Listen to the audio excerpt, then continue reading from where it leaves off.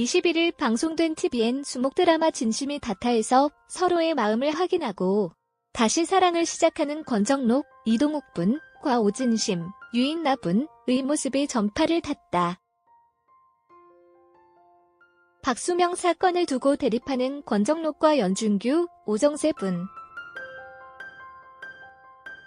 엘리베이터에서 마주친 연준규는 권정록에게 차가운 모습을 보였다. 오래 잊은 각종 항의 전화에 업무가 마비된다.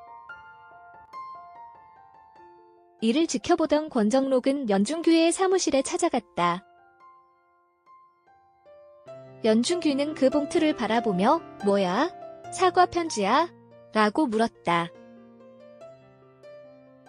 이에 권정록은 "사직서입니다" 라고 담담히 말했다.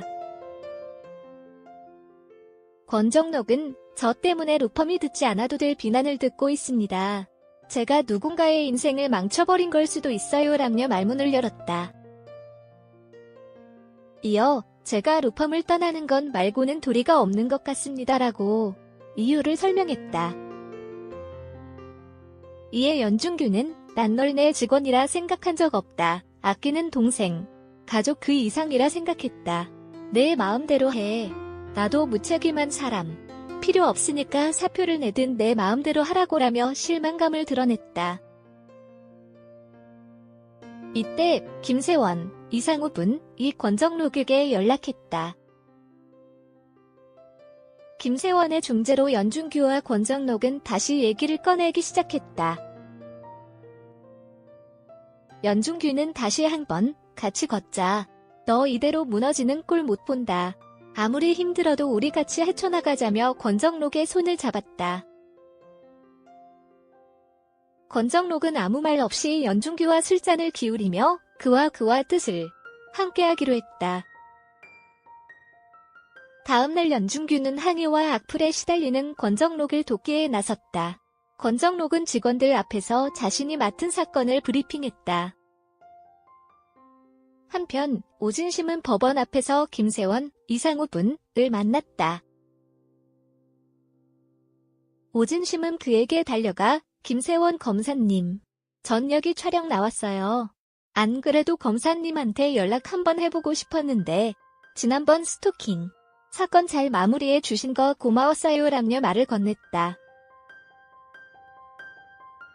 이에 김세원은 "그냥 솔직히 말해요. 정록이 얘기 묻고 싶음 거주라고 물었다. 그러자 오진심은 "변호사님 어떻게 지내요? 여론이 많이 안 좋던데 괜찮으신 거예요? 라고 물었다. 김세원은 "그럴 리가 있나요? 밥도 잘 못 먹고 이러다 쓰러지는 거 아닌가 걱정이에요 라고 털어놨다. 오이식, 공혁준 분은 오진심을 재촉했고 오진심은 "변호사님 잘 부탁해요 라는 말만 남긴 채 자리를 떴다. 오진심은 권정록을 생각에 일에 집중하지 못했다. 이때 새 비서가 오진심에게 전화를 걸어 오진심이 놓고 간 볼펜에 관한 얘기를 꺼냈다. 볼펜을 찾으러 왔다는 핑계로 로펌을 다시 찾은 오진심은 자신이 남기고 간 자료를 보고 있는 권정록에게 "고급 자료를 받았으면 당연히 보상을 해주셔야죠. 그러니까 밥 사요. 아니면 제가 살까요? 라고 말했다. 이에 권정록은 "우리 헤어진 거 잊었습니까? 라며 오진심에게 차갑게 대했다. 오진심은 "어떻게 잊겠어요. 근데 변호사님이 걱정돼요. 내가 힘들 땐 변호사님이 늘 옆에 있어줬었는데 난 그럴 수가 없으니까.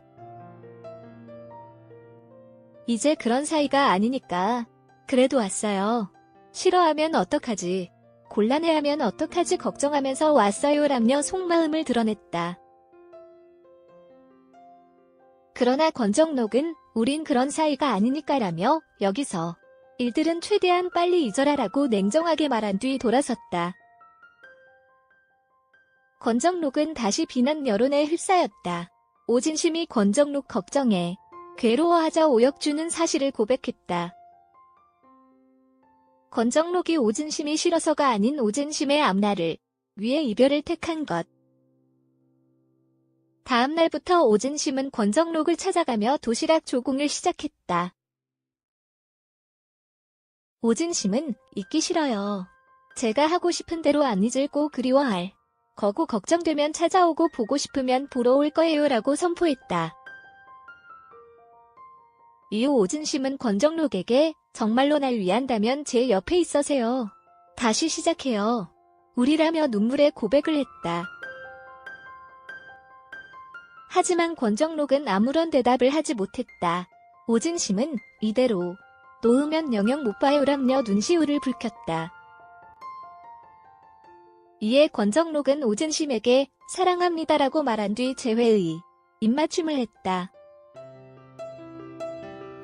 한편 TVN 드라마 진심이 탓하는 매주 수요일과 목요일 오후 9시 30분에 방송된다.